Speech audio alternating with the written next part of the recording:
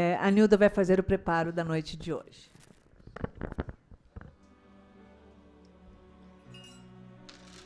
Boa noite. O preparo de hoje é do livro Vida Feliz, psicografado por Francisco Cândido Xavier. Divaldo, desculpe. Divaldo Franco, ditado pelo espírito Joana de Ângeles. Eu falei Francisco Cândido Xavier porque eu hoje estive vendo um livrinho da Joana, Episódios Diários, e foi Francisco Cândido Xavier. Então, eu agora fiz uma confusãozinha, me desculpem. O texto é o de número 74 e diz assim: o que não possas concluir agora, não te seja motivo de agastamento. Faze o possível em esforço e dedicação, no entanto, evita o aborrecimento que o aparente fracasso produz. Quando alguma ação ultrapassa a tua capacidade de executá-la ou a circunstância não te permita fazê-la, cabe-te o dever da serenidade.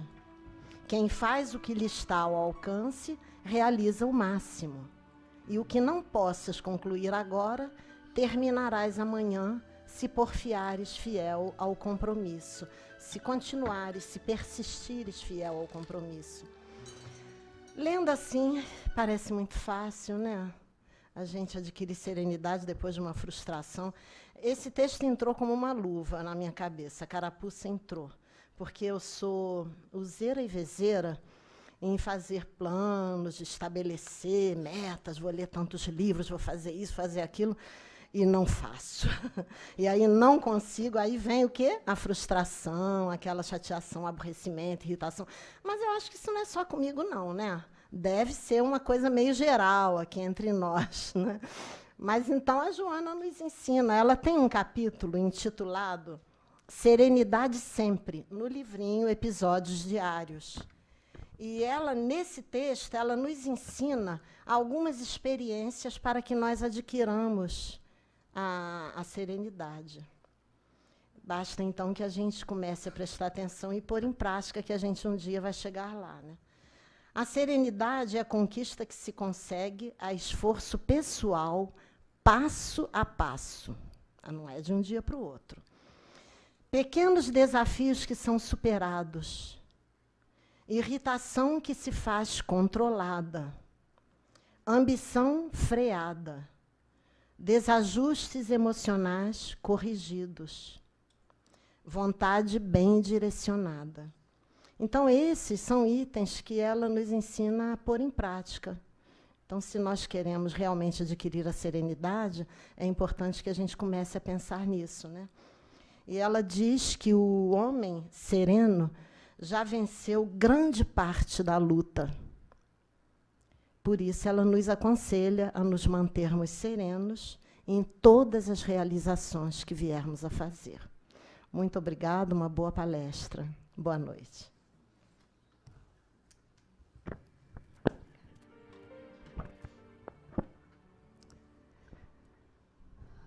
Jesus, amoroso mestre, amigo, orientador, consolador maior, aqui viemos nesta noite, Senhor, para sentirmos mais próximos de Ti, para os nossos corações serem abrandados e as nossas mentes despertas. Assim lhe pedimos que nos auxilie a compreensão dos seus ensinamentos, como também pedimos a Joana de Ângeles, nossa mentora amorosa, querida, que com o seu carinho, a sua alegria, a sua inspiração, envolva Ceres Moar nos estudos que fará conosco na noite de hoje. Graças a Deus.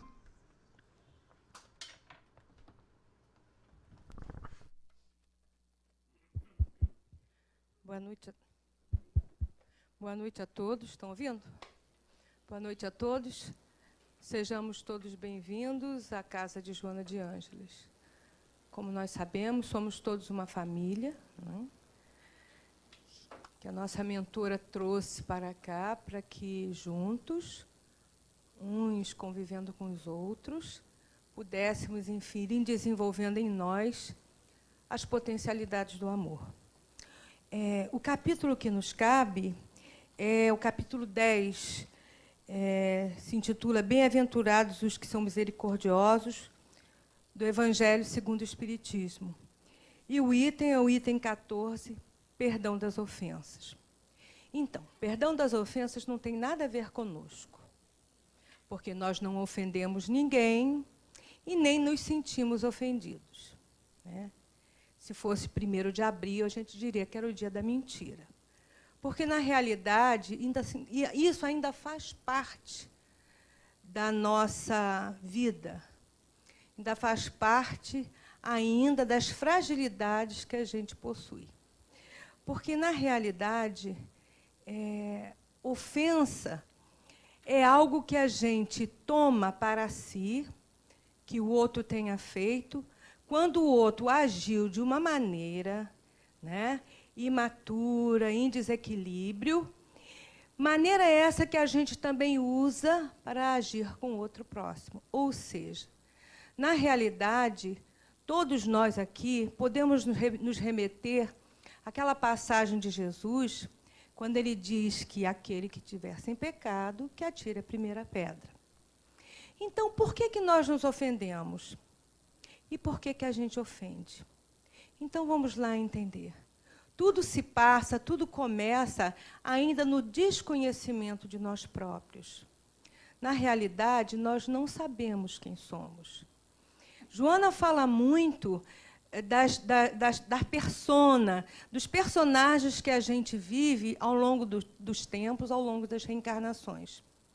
E o pior de tudo, que além da gente querer convencer o outro dessa imagem que a gente exterioriza, a gente principalmente quer se convencer dessa própria imagem. Então, quando a gente fala em ofensa, a gente, quando é ofendido, aquilo dói muito no nosso sentimento, no nosso coração, no nosso orgulho, na nossa vaidade, enfim, aquilo nos incomoda. Mas vamos tentar entender por que nos incomoda.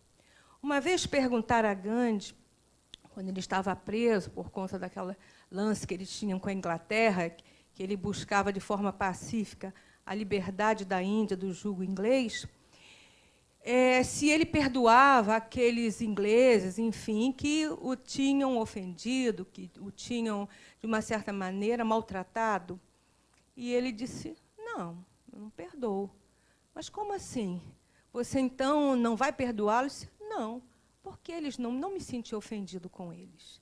Então, na realidade, Gandhi já tinha dentro de si um conhecimento, um entendimento de si próprio, e, a partir do momento que ele se conhecia, já se propiciava, né, entender o que se passava consigo próprio, entendendo quais são as suas limitações, as suas fragilidades, as potencialidades que já se exteriorizavam, ele tinha condições, então, de separar a atitude do outro e o que eu estava sentindo. Então, sejamos francos. Na realidade, todos nós vivemos sempre em função do outro. Ah, não. Não vivo, não. Eu vivo em função da minha própria vida. Eu vivo a minha vida em função do que o outro faz, do que o outro pensa, de como o outro age, de como o outro me trata, como o outro faz segundo as minhas vontades. Porque, na realidade, é isso. A gente busca mascarar, né, na nossa mente, no nosso sentimento, esse tipo de coisas. Porque isso, de uma certa maneira, nos traz um desconforto muito grande. Porque, senão, vamos pensar, como é que eu posso me ofender com alguém se eu entendo que esse alguém tem as mesmas limitações que eu também tenho? Então, não dá para a gente se ofender. E quando Jesus fala, né, que precisamos entender o nosso irmão, perdoar não 7 vezes, mas 70 vezes 7, ou seja, Jesus nos propõe que nós pudéssemos avaliar situações não somente dentro daquele ângulo que a gente estivesse vendo, mas em todos os ângulos possíveis que poderiam se apresentar diante daquela situação. Então, quando eu me sinto ofendido, na realidade, eu não estou. Duas coisas estão acontecendo. Uma, o meu ego foi ferido. O que é o ego? Nós sabemos. Foi algo, um dispositivo, entre aspas, que nós ganhamos quando adentramos o reino nominal, e foi necessário que assim fosse, que Deus realmente agisse dessa maneira para conosco, nos proporcionando esse dispositivo para que nós pudéssemos sobreviver. Já foi falado aqui muitas vezes que o homem inicial, naquele planeta extremamente inóspito, de uma vida extremamente difícil, em que a questão da alimentação era muito difícil, porque eram animais de grande porte, violentos, os homens não tinham instrumentos suficientes para se defender, então conseguir uma caça era algo raro. Então, quando conseguia, era cada um por si.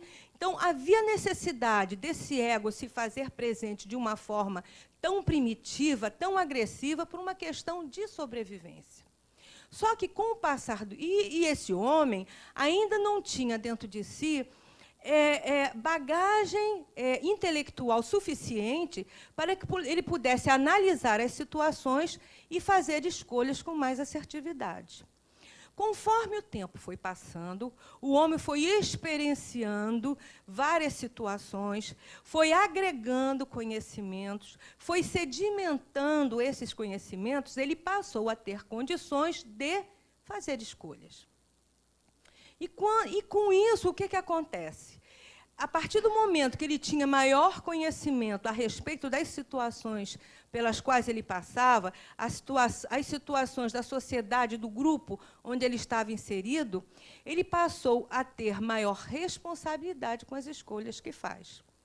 Só que, com o passar do tempo, e nós sabemos disso, nós espíritos que estamos aqui, né, espíritos imperfeitos ainda, num planeta de expiações e provas, nós já tivemos um boom grande no que concerne ao aprendizado, ao desenvolvimento intelectual, científico. Mas, com relação à moralidade, nós ainda estamos muito imaturos ainda.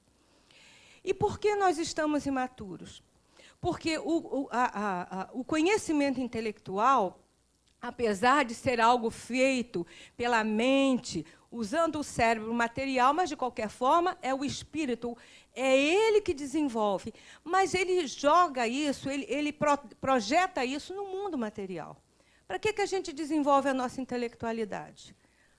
Para viver aqui no mundo, para ter conforto, para vencer, para se defender, enfim, para ter situações materiais que nos tornem a vida menos difícil, mais agradável, mais confortável, para que eu possa, dentro desse contexto do mundo da ilusão e das formas, ter uma condição que me faça sobressair, que me faça massagear esse ego que foi necessário naqueles primeiros tempos, mas que agora deve ser um companheiro, me ajudando, sim, a fazer escolhas, a ter o livre-arbítrio, mas não me, digamos assim, protegendo, entre aspas, de situações que são, na realidade, de escolhas que, na realidade, são enganosas.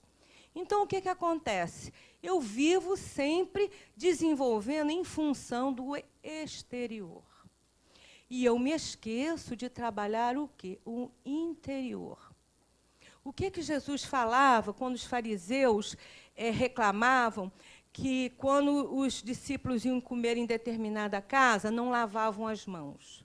Então, os fariseus, que eram os doutores da lei, muito apegados à forma da lei, à letra, mas não entendiam a respeito, ou não buscavam entender a respeito do espírito do ensinamento. Então, o que Jesus respondeu? Não é o que entra pela boca, ou seja, não é bactéria, naquela época Jesus nem falava disso, mas não é a sujeira, enfim, que está naquelas mãos, que vai fazer algo de ruim com essas pessoas. É o que sai. E quando Jesus falava o que sai, porque, na realidade, o que nós falamos é aquilo que nós pensamos, é aquilo que nós sentimos.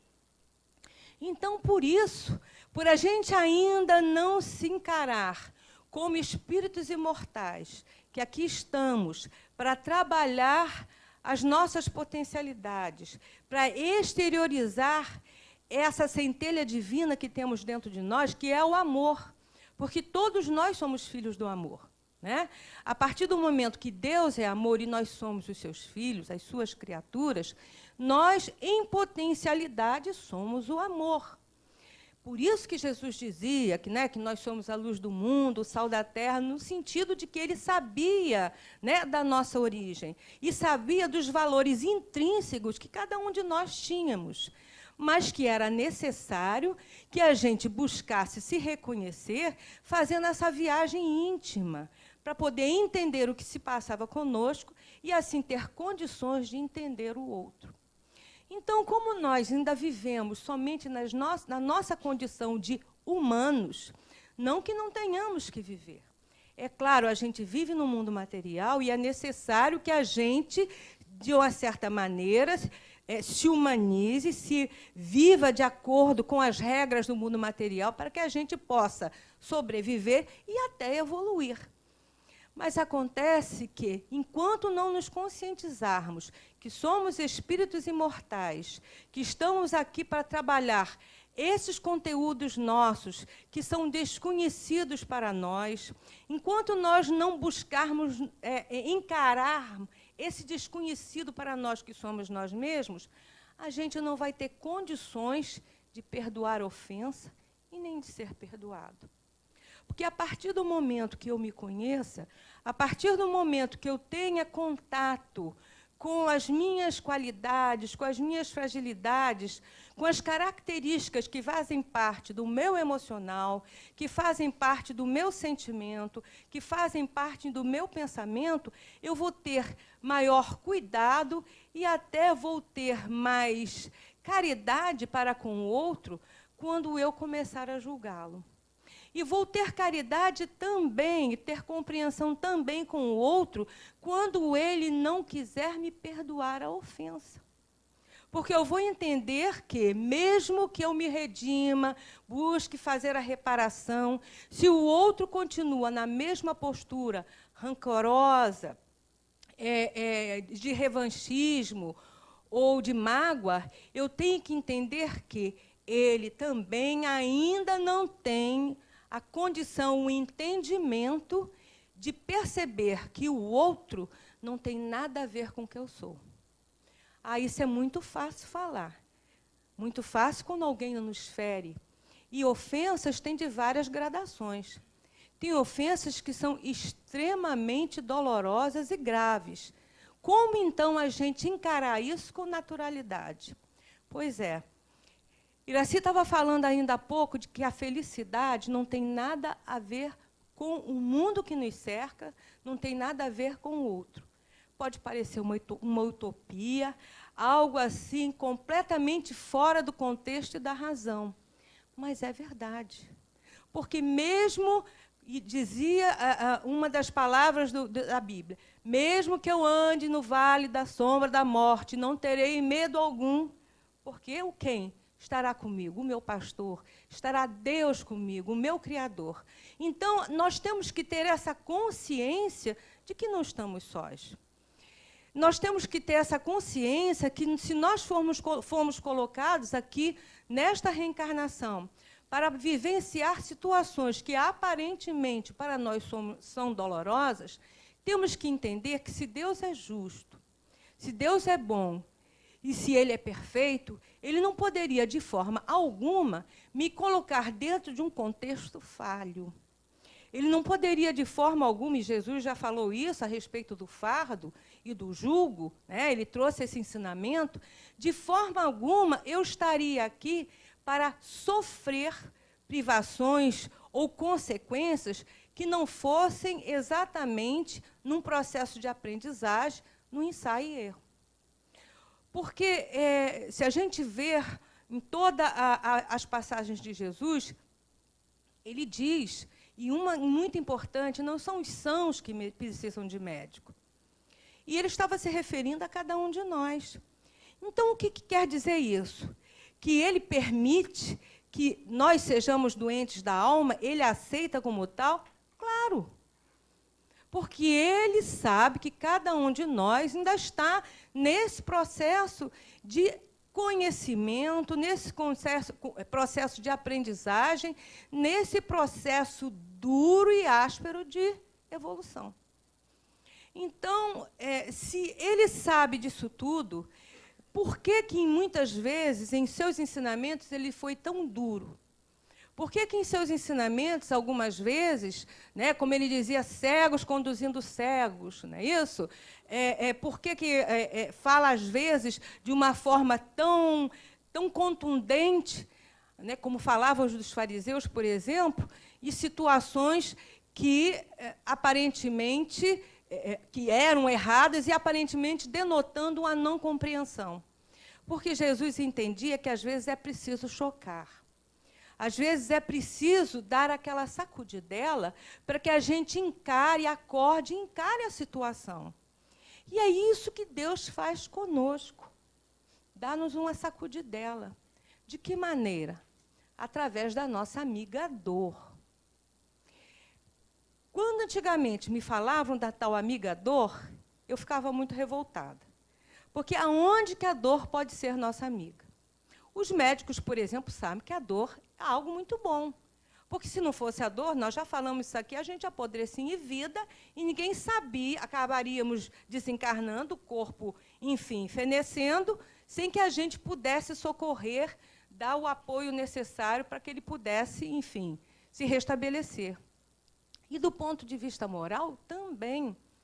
Se a situação não dói para nós, a gente não se toca. Se a situação não nos incomoda, a gente não presta atenção. E é nesse processo, né, de sacudir-nos, tirarmos da inércia, que a gente se coloca, sim, quando estamos aqui no mundo material.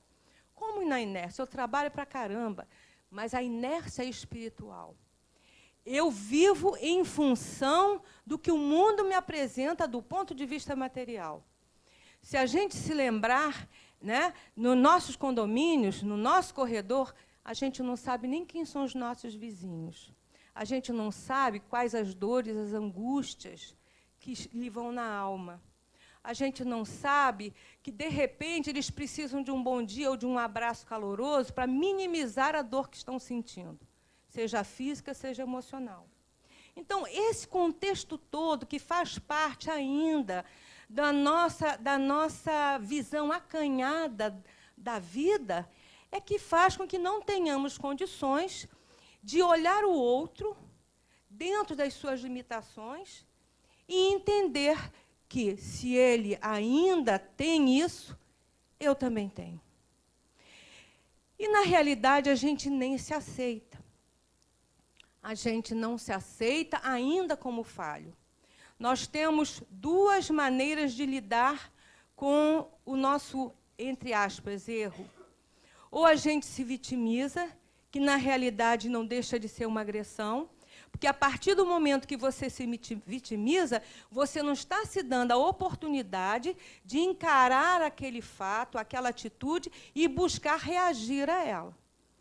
E se você, de outra forma, se volta contra você, a partir do momento que o seu orgulho é tocado, eu não me permito errar, porque se eu errar, o outro vai ver, se eu errar, o outro vai me contestar, né? Então, o orgulho aí falando alto, eu também não estou me dando a oportunidade de refletir sobre a atitude que eu tomei.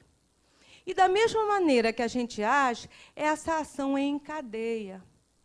Todos nós agindo da mesma maneira. É claro que existem pessoas, existem exceções, mas, vamos combinar, é muito pouco. É muito pouco dentro do processo emocional e dentro da maturidade dos espíritos que reencarnam aqui. Então, é por isso que a gente precisa, e Joana de Ângeles veio numa época que justamente a humanidade precisava. A gente sabe que todo o processo da palavra, da vinda, dos ensinamentos, da palavra de Deus, veio num crescente. Sabemos que primeiro veio Moisés com os 10 mandamentos, para mostrar ao homem, principalmente, a disciplina. né? O olho por olho, o dente por dente, naquela época era necessário. Éramos ainda muito embrutecidos, né? Éramos ainda pessoas muito agressivas. E era necessária contenção. Por isso que a gente tem que ter compreensão com os nossos irmãos que sejam de algum outro tipo de segmento religioso, onde a contenção se faz necessária através de hábitos, né? E a gente censura, olha lá, roupa lá embaixo, manga até aqui. Às vezes não pode isso, não pode aquilo, tanto cerceamento. A gente tem que entender que cada um recebe aquilo que precisa no momento exato. Então, na época de Moisés, houve necessidade daquela contenção para que aqueles espíritos reencarnados se disciplinassem. Deram um trabalhão para Moisés que não foi brincadeira. Depois, passado algum tempo, já houve necessidade de humanizar mais, né, esse convívio nosso com Deus. Ou seja, não era mais aquele Deus punitivo, rancoroso, que, enfim, se não fosse do jeito que ele queria, ele mandava aniquilar. Então, o que aconteceu? Veio Jesus, o nosso mestre amado, o nosso companheiro querido. E o que ele nos trouxe? Uma única coisa, o amor, a lei de amor. E, com isso, já mostrou Deus de uma outra forma, né? Abba, o paizinho, da forma carinhosa como ele se referia, porque sabia, ele conhecia mais intimamente o Pai e sabia que o Pai era amor. E Deus, nosso Pai, a todo momento, se a gente olhar o nosso planeta, aquilo que Ele nos oferece, a gente vê que esse amor que Ele tem por cada um de nós é constante, dando-nos sempre oportunidades. Mas a gente sabe que o mestre falava por parábolas, e era necessário que assim fosse, por conta da imaturidade do povo da época. Mas, olha só, a evolução intelectual foi se fazendo. Então, intelectualmente, os homens cada vez mais tinham possibilidade de entender mais adiante. E aí veio o quê? O Consolador prometido que Jesus tinha nos falado, né? Eu vou, mas vos deixarei o Consolador prometido, que vai ratificar tudo aquilo que eu falei e vai lhes trazer novos conhecimentos que no momento vocês não têm a maturidade, a capacidade de entender. E aí veio a doutrina espírita. A doutrina espírita vem nos falar da responsabilidade com as nossas atitudes, com os nossos pensamentos, né? Através do livre-arbítrio. Veio nos falar que não existe céu nem inferno. Veio nos mostrar que cada um de nós é artífice, né, do seu posterior, do que vai se passar consigo próprio. Veio nos dizer que nós temos sempre uma nova oportunidade, que os espíritos vão evoluindo cada vez mais, segundo, né, conforme ajam diante das oportunidades reencarnatórias que lhes são concedidas. Veio nos mostrar um pai não só bom e justo, mas também que oportuniza a cada um de seus filhos sempre recomeçarem. Só isso de recomeçar é muito bom, porque, na realidade, a gente, se pensar numa só existência, numa só reencarnação, que seria de nós? A gente sabe que, nessa existência atual que nós estamos, como está sendo dificultoso a gente conseguir trabalhar uma que seja, né, que seja dos conteúdos que a gente precisa amadurecer. Então, veio a doutrina espírita e nos abriu esse leque imenso de possibilidades para nós, acendendo a chama da esperança, né? Vendo que a coisa não era aquilo estanque. Nós tínhamos chance, oportunidades, poderíamos voltar mais vezes, poderíamos ter a chance de buscar em cada reencarnação, em cada vinda aqui, trabalhar questões, conteúdos, para que a gente pudesse cada vez mais se tornar mais feliz, não é isso?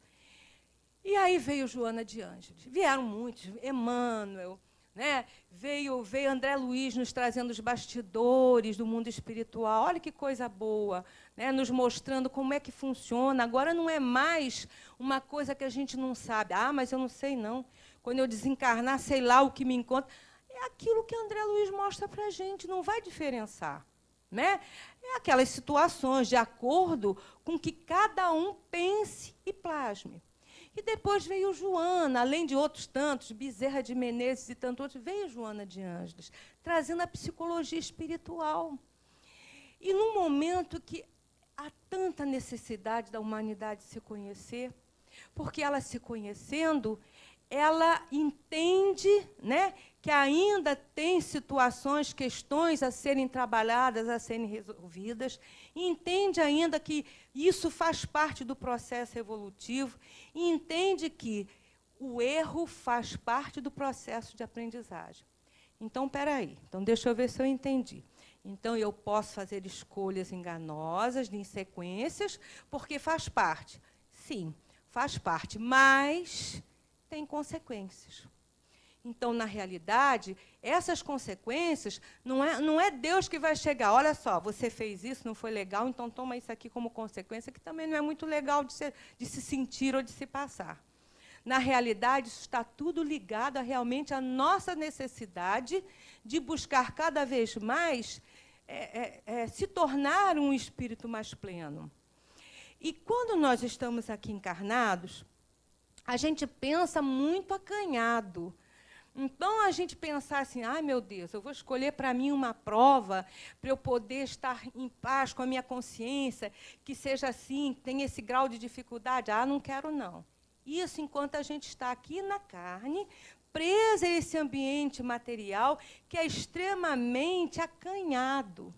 Mas, a partir do momento que a gente deixa o corpo físico, vá para o plano espiritual e se liberte do jugo da carne, que a gente tem uma visão mais ampliada da realidade, das nossas necessidades, aí a gente vê de um outro prisma a necessidade da gente se reconciliar com a lei divina e com a nossa consciência. E por isso que aí a gente fala, mas isso tudo está ligado à dor. Claro, porque a gente só entende assim.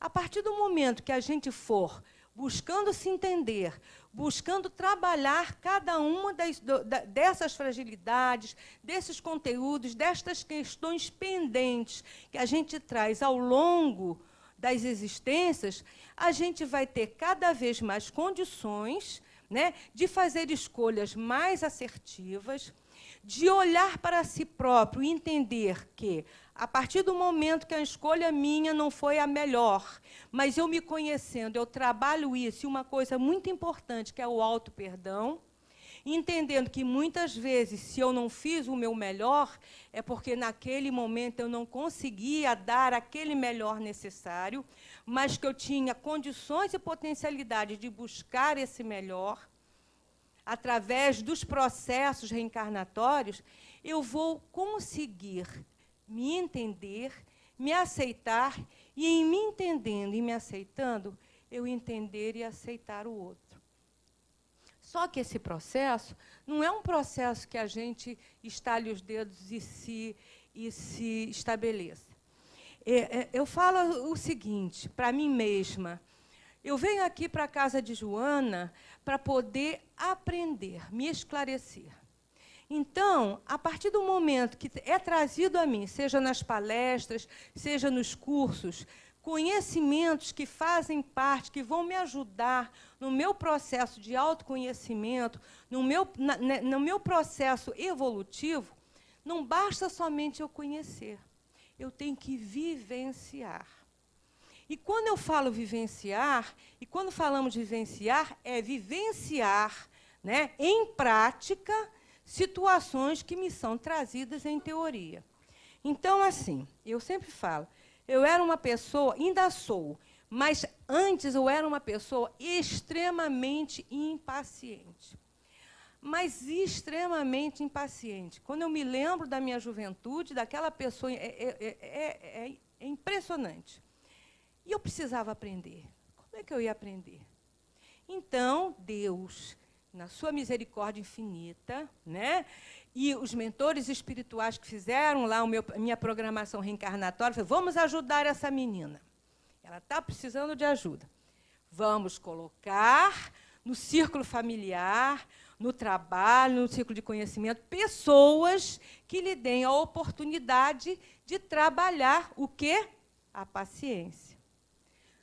No início, eu não entendia muito isso e me vitimizava, porque era muito difícil lidar com essas pessoas. Era difícil lidar comigo, eu própria, que dirá lidar com o outro.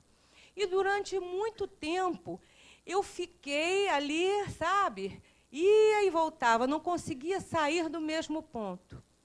Foi quando eu conheci a psicologia espiritual de Joana de Ângeles. Eu aliei aos ensinamentos de Jesus, porque uma coisa a gente tem que colocar na nossa cabeça. A psicologia de Joana de Ângeles é importantíssima para nós, mas para a gente entender e ter acesso ao que a nossa mentora fala, precisamos do embasamento doutrinário da doutrina espírita, que vai nos dar conteúdos e subsídios para que a gente possa entender o que Joana fala. Porque ela era uma discípula fiel e é uma discípula fiel de Jesus. Então, tudo que ela fala é embasado no que o Mestre nos trouxe. Então, o que acontece? A partir do momento que a gente escuta, seja o ensinamento evangélico, seja o ensinamento doutrinário, seja o ensinamento da psicologia espiritual ou de qualquer um desses espíritos de escola, a gente acha bonito, seja o palestrante falando, seja no congresso, seja nos cursos da casa. Mas se a gente não faz um esforço para entender que a nossa situação familiar, a nossa situação de trabalho, de sociedade, enfim, está intimamente atrelada àquele conhecimento que a gente recebeu, aí não tem jeito. Aí a gente vai continuar remando, remando e não sai da praia.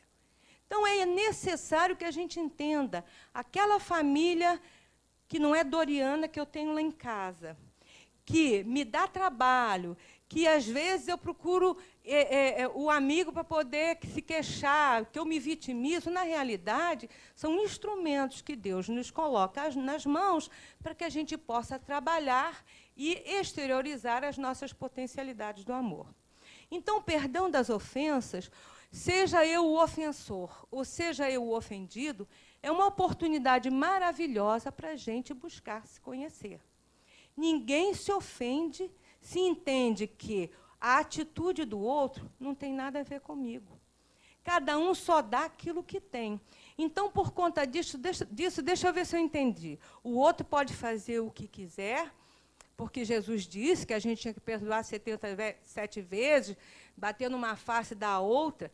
Ele, quando falou isso, é no sentido emocional e espiritual. Não é que aquele que nos ofenda, que nos prejudique, não vá colher os frutos, ou seja, as consequências das suas atitudes.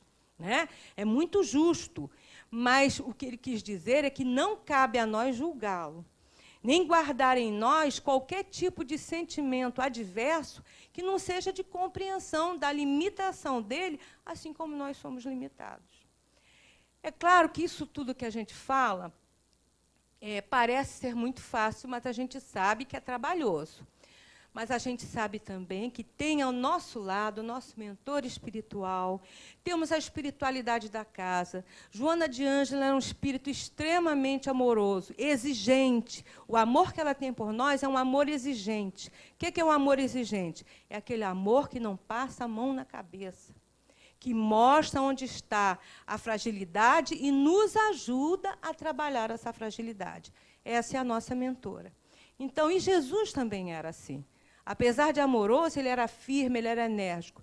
Então, vamos aproveitar as oportunidades que essa casa nos traz, com os estudos, com as palestras, enfim, com o convívio uns com os outros, para a gente aprender aquilo que é mais importante.